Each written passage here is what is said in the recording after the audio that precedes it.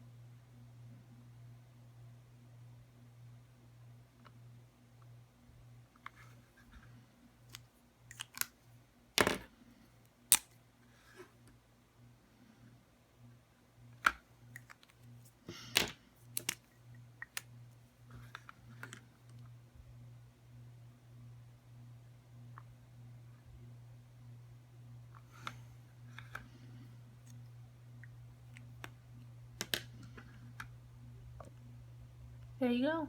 One Angry Birds case, one Angry Bird colored in under 3 minutes. Hi everyone, DIY student here. Right now I have a drawn out Angry Birds on my iPhone case. You notice I accidentally did it upside down. I thought though it would look kind of cool, so I'm going to leave it. And if you watch, I'll just show you how to do it. You'll want to have your sharpies ready. If you want to make it permanent at the end, you'll want to use either a water-based sealant or some clear nail polish on top.